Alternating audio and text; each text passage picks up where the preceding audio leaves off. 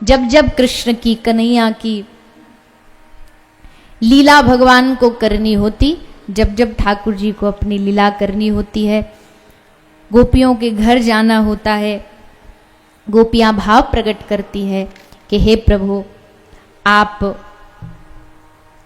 हमारे घर पधारे, हमारे जीवन में पधारे और हमें आकर के अपने सुंदर रूप का, अपनी सुंदर लीला का दर्शन कराएं। ठाकुर जी जाते गोपी के घर, छछिया भर छाछ पे नाच नचावे। मतलब अब गोपियों को पता तो है कि इनकी कमजोरी एक ही है। जैसे माखन पिघल जाता है ना, वैसे माखन के नाम से ठाकुर जी पिघल जाते हैं, माखन के नाम से ठाकुर जी पिघल जाते हैं।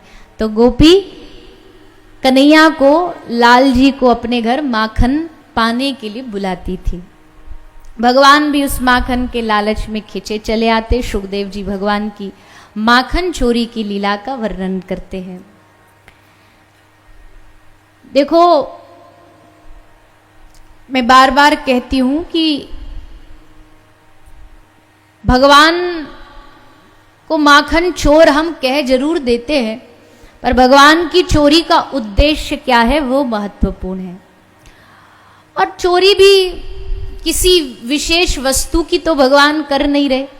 और ऐसा भी लिखा है कि भगवान ने एक प्रकार से कंस के विरोध में ये एक पहल छेड़ी, क्योंकि जितना भी ब्रज का माखन था उसको टैक्स के रूप में, कर के रूप में कंस ले जाता था।